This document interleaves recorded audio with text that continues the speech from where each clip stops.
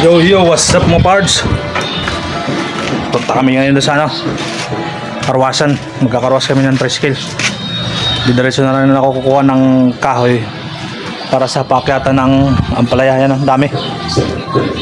Ayan o. Ginawa ko na siyang umakyat na naman eh. Kukuha ko ng kahoy para tanggalin ko tong mga talahib dito. Magtatayo ko ng dalawa doon para lagyan ko ng tali papunta doon para doon sila makyat punta doon diyan sa kabila. Lilinisin ko yan, tapos lalagay ako ng dalawang ganito doon, lalagyan ko ng tali para doon sila makyat doon. Hindi na pupunta dito sa bahay ko kasi dati dito dito sa kuwan ko na to pag dyan kasi baka pumunta doon sa kabilang bahay, sa kapitbahay ko na yun. Dito ko siya, magkano ko ng tali papunta doon. Lilinisin ko yung mga talahib na yan. Let's go. Pupunta muna kami sa karwas. Kakarwas muna ako, didiretso pagkuha ng kahoy. May kukunin din ako doon na binibigay na gulong kasi nagpalit ng gulong yung kaibigan ko.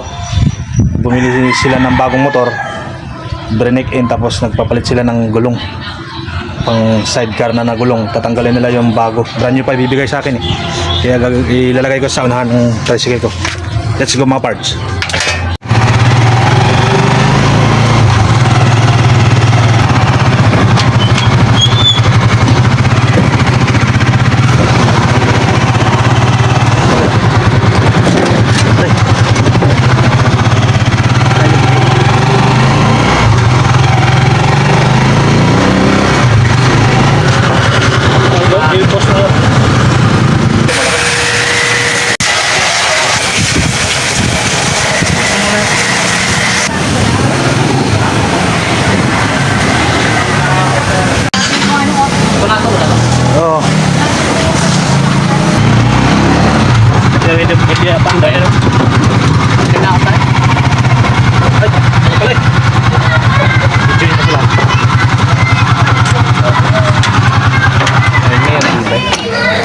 Ayun, nandito na kami. Tao po! Pasok sa labas. Ayun mga parts, yan ang tropa natin dyan Bating mabuhay. Pasok. So may solar to dito mga parts. Magaling tong tao na to. Hindi lang nag-engineer. Ay! Ayun sila. Ay, dito. Wala naman ako. Wala pa kami nung kwa. Nakabihis sa Sir Dil paano na natin to. Ito ang mabait na tao mga parts. Masipag. Kaya lang sumpungin na sipag. Pugi. Ito puging barkada. Ano ka na? Palis ka na? Oo, palis pa lang. Pumawilding ako. Nang.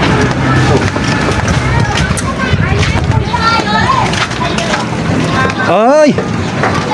Mahinang no? Saan dugtong na Dito. Diyan sa kabila? Tuloy. Ay, manipis Kaya ito nga, manipis lang piso ng pinawilding ko. Ayun. Kailangan kasi dyan anuhan mo. Yung direktang dito. Kasi yung dati gano'n kay madam Ang ginawa ko, inano ko dito dito May Oo, kasi pag dyan lang yan, putol-putol lagi yan. Paulit-ulit ka yan dyan. Ano siya nag-welding? Ay, tirahin mo lang kaya. Andun sa bahay yung welding na to. Gastos ka pa. Walang... Ay, kurite? Kaya siguro, kaya ng solar yan siguro. Kaso nga lang, kailangan yung direct ng araw. Oo, kasi siyempre, pag i-spark nun, hihina hihigupin Kaya naman pressure nyo. Madali. Ano? Sige, Thank you, Dita. Oo, sige. Ayun mga parts, yung bigay sa akin ng gulong kasi nagpalit siya ng gulong. Tingnan mo yung gulong niya sa likod Bago. Ano yan? 300 lang? 300 lang. Hindi mo Kasi, 325? kasi doon, Ay, oo, kasi kukuhan. Susubsub. Gusto ko sana 325 kaso susubsub. Oo, kasi matagal yung 325 Malapad. Susubsub. Ayun bumili na ako doon. Tingnan mo. Ha? Lagay ko sa wala na manipis na Ano? 900. 920. Ito, 1,000. Ulo ba yun? Tapos 60 yung labor, 980 lahat. Oo, kabit. kasi sabi kasi iba to matigas to hirap na hirap yung tao. di kasi sanay. Mas maganda to. Ang ganda, malakap. Tingnan mo naman yung spike ang lapad doon. Maganda to. Na- 25. Oo. Maganda kasi pag ganyan, naabot yan ng 3 taon. Pag 300 lang 1 taon lang 17. Sabi ko yan ton, papalitan ko na ng gulong to. Bahala ka, walang boundary kasi mahirap na maplatan sa gabi. Sabi ko. Oo, mahirap. Pero wish yun, sabi ko, pero wish yun. Buti kung may mga bukas na, Permission talaga. Ang hirap. may bukas na ano dito. So, vulcanizing, wala eh. Walang 24 hours dito sa loob eh. Raraaning plat mo talaga pa uwi. Sira rin. Sisirain yung interior. Sige. Ayan mo nga kami. Yan lang siya. Ayan ang tropa. Veterans. Kung gusto nyo mo patoro, toro lang kayo pang... Maraming nalalaman to kahit ano. Sige. Ano yung nag... Hindi ba? Dalawang araw. Pero malayo. Ang problema nag-service. Puntahan ko yun eh. Hatid sundo ko yun. Tapos libre ko mga pagkain kasi kumpare ni kanyan, kapatid ko, doon sa may racing. Mabilis yung trabaho. Gusto niya, gusto kasi gano'n matapos. Ayaw niya ng style-style. Tag 5 lang. Chat ko tapos ano ko sa'yo? Dalawa. Tapos sa'yo na ang bahala mag-usap. Sabi mo, di naman up and down, Dalawa. nilalim lang. Nilalim lang. Oo, isang- Ay, sa'yo kasi up and down. Ano lang na yung wire niya yun. Sumubot. Lang yun, kapit agad. Meron, may electric ka na? Saan meron ko? Meron na. Pabibili ko lang. So, yun naman eh. Wala, pero ngayon, wala ka pang ano. Yung kakabit na lang yan eh. Kaya nga, wala ka pang ilaw dyan ng meron ko. Wala pa. Solar lang. Mayroon ka na pala, pero wala ka rin. Solar lang. Ay, no. Gaya mo ng kapalit. Saan mo ba? Sige mo lang ako. Sige mo lang ako. Sige mo lang ako. Okay na. Zobin, pag magkamera ka ah. Oo. Buti pa niya unti-unti. Sa rep yata parang 300 eh. Ganun. Eh yun, nasa 100 yun. Paglakas pala. So, ano yun? Alam, pwede siya ganun ba? Pero pag mga kitin-kitin yun, kaya na ang sofer. Okay.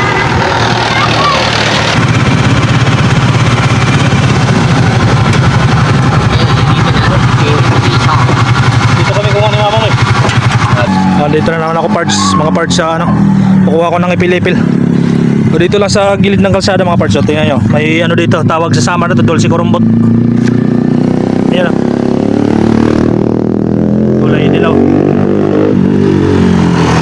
Ito ang laman niya o. Puro buto pero sobrang tamis. Ayan o. Inisip-sip lang ito.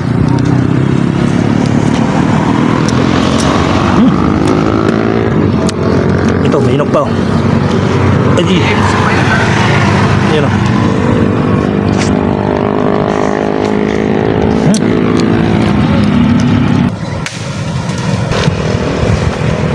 Yan yung apat na tatlo. Pang-apat yan. Kasi apat na yun nandun sa doon, di ba? Apat din sa kabila para talian din. Apat ba? Parang tatlo lang yun. Apat. Parang apat na bilaan sa talian. Kailangan asahin ko.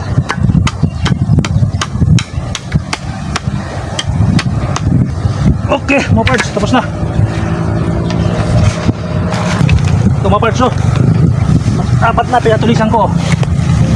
Ito. Yan. Apat yan. Gagawin kong pakyata ng ampalaya. Okay, let's go mga parts.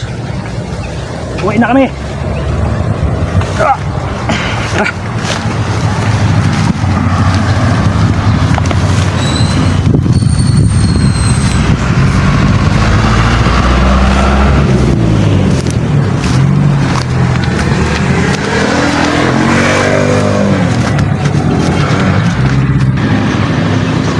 Okay. Kasya pala eh.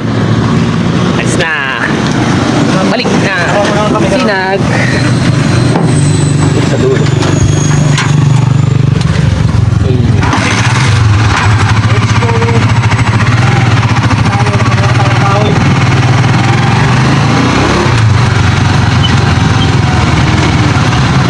Dito na lang kami yung ano, saan? Sa likod, di ko naman makakalaman tayo. Iiwan na natin. Turot na naman ang bago. Okay, dito na kami sa bahay namin. Bago ko umikot yan, hindi ko sa likod yung panahon. Kasi pag ganun mo niya, boom! Salpok, pag-overtake. Ayun mga parts oh. Ito yung ampalaya. Hindi na sana ako nagtatanim, kaya lang sumibol na yung iba, kaya yun. Nilagyan ko na naman ng ng akyatan. Eh, napakaraming puno nito. Yung dati nga, dalawa lang, yung daming bunga eh. Ito, ilang puno to dito. Ito, 3 to dito. Ito din, 3. Dito, 4. Dito, 4. Napakarami niya kaysa sa dati. Yung dati, 2 puno lang nabuhay yun eh. Pero yung bunga, ang dami. Ito pa kaya na napakarami. Pag lobin, dami ng bunga. Mag-share tayo sa mga kaibigan natin dyan. Bahay. Doon ko siya, doon ako sa kabila maglalagay ng kahoy. Tatalian ko papunta doon ng tire wire. Tapos story gaganon-ganon ko doon sa kabila parang ganito. Kaya ng akyatan nila ulit. Tatabasin ko yung talahib na yan. Talahib. Eh, dami yan eh. Ilang puno yan eh. Ayan na, nag-umpisa na umakyat oh. Ayan, matataba na yung niya oh. Talbos niya oh. Ayan oh. Ayan, kailangan talaga kailangan talaga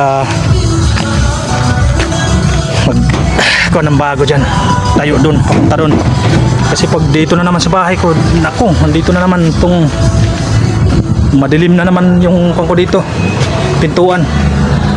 Tapos pag nalalaglag yung mga patay na dahon, na dami. Tapos pupunta pa doon sa kabilang bahay na kapitbahay ko, kaya ay man na nakakahiya naman. Kaya yun mga parts, thank you sa panonood nyo. Nandito na ako sa bahay. Galing din kami nagkarwas ng motor, ay tricycle.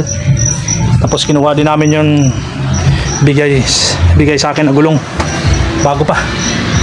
Kasama yung interior. Thank you doon kay Rodel. Salamat sa iyo, pre. Sa bigay mong gulong. Kakain na muna ako ng tanghalian. Di pa ako kumain eh. Itong ulamin ko ulit, yung lechon paksiw. Iniitin ko ulit. Para lalong sumarap, manuot ang lasa. Kailangan lang initin. Ito ulit kakainin ko ngayon. Yung mga anak ko kumain na silang 3 eh. Ako doon di pa nagtanghalian eh. Ayan. Ayan natin. Ayan na. Kulo na. Ayan na siya. Nakakulo na siya. Mainit na. Pwede na. Ang dami pa rin. Kumain na yung mga anak ko eh. Ako na lang di pa nakain eh. Okay. Sasandok na tayo. Patayin na natin to. Sasandok na tayo ng lechon paksiw. Uy.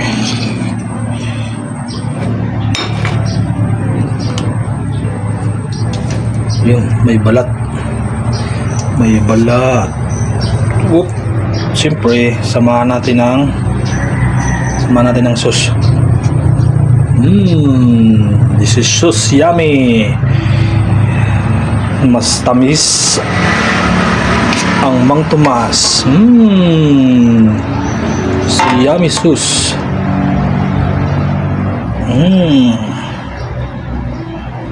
Okay. Maganda yung mga parts. Sakto na natin sa atin yan. Mukbang. Uy, naapaw na pala to. Yan o. Ayan.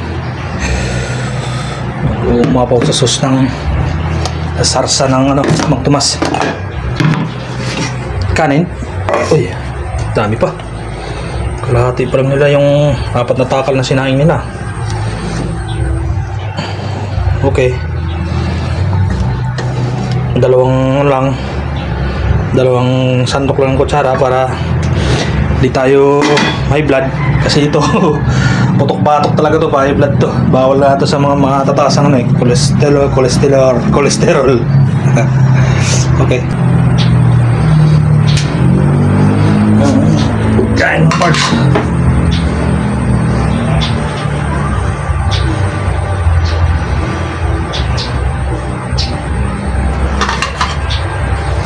Tara, kain mga parts. Kain kayo. Lechon paksiw uli. Gahapon pa to. Lechon.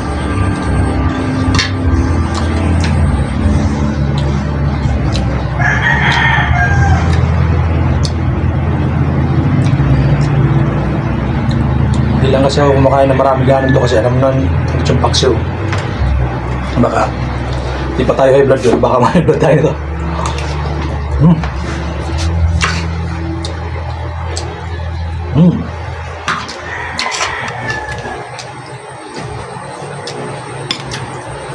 The best talaga ang sauce.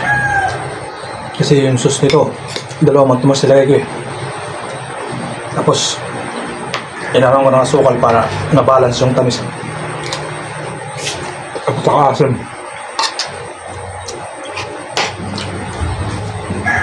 Kasi niluto ko muna sa ano, sa suka. Bago ko nilagyan ng magtumas. Nang malambot na siya, kinastig ko ito, pranito ko eh.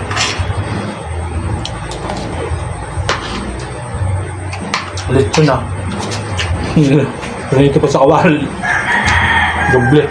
Double purpose na. Lechong kawali, lechon kawali pa.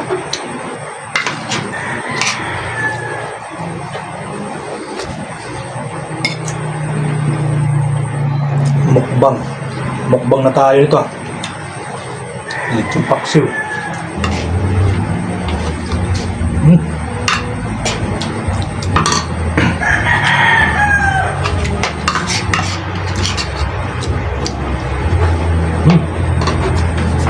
Kuha tayo ng juice Nestea. Ito mga parso, juice Nestea.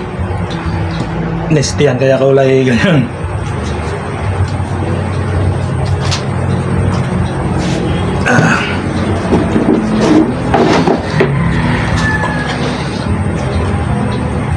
Nagpas na yung tanghalian ko eh.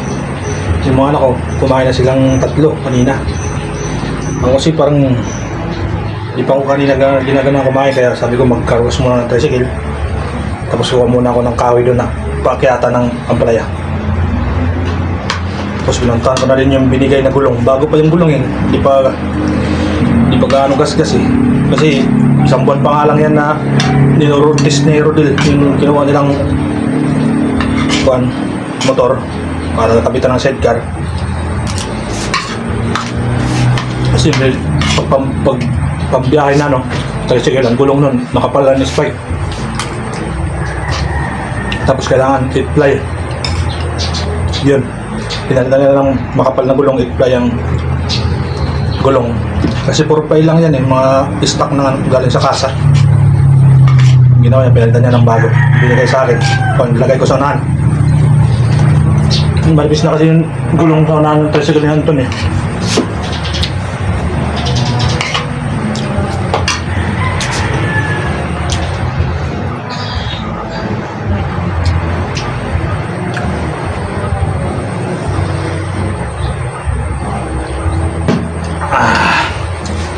Tanggal ang uhaw ko doon sa lamig ng Nestea. Yung mga anak ko doon, ang snack na lang sila doon ng charon. Ang gusto sa taas. Ako na ngayon, nandito sa baba kumain. Yung panganay ko ng mga tapos sa akin, sumama doon pagkuha ng pagkarwas. Ando na, pumunta sa dagat, nagmotor. Doon siguro yung mga classmate niya, mga kaibigan niya. Malapit lang kasi dito yung beach, wala namang bayad eh. May bayad lang, pupunta ka doon sa may mga cottage at sa resort. Pag doon lang sa ibang beach lang na, open beach lang. Walang bayad. Kahit pag-parking ng motor, walang bayad doon.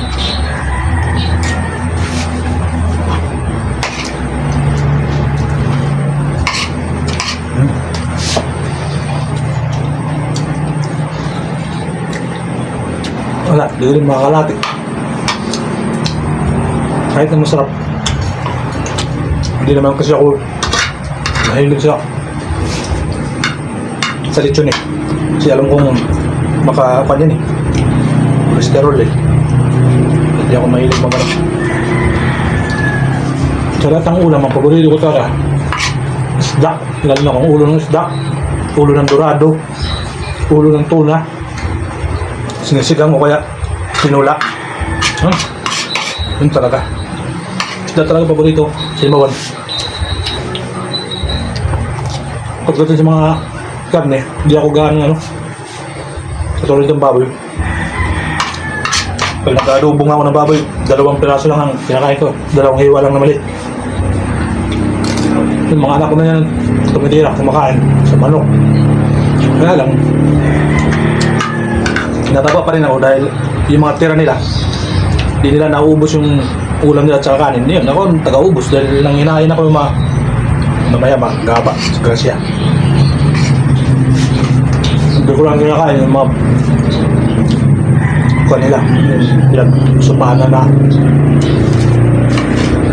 kinainan pero pag wala pa. Kaya tanong ko lang na di pa madumi yung kinakain ko.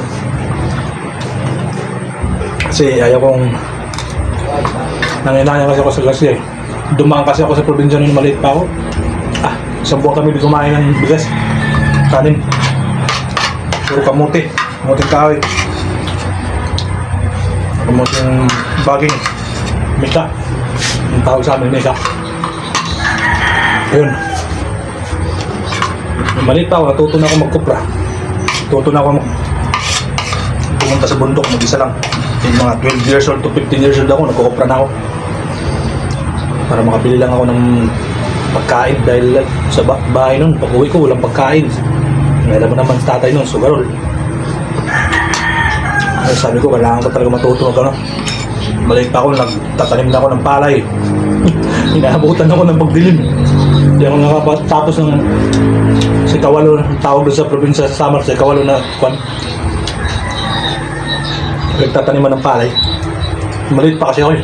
Hindi ko nga mabuhat pa yung isang tawag sa amin sa ano, tinatanim na pala yung isang puyos, yung isang tali ng binhi para itanim. Hindi ko pa mabuhat yun eh, hinihila ko lang.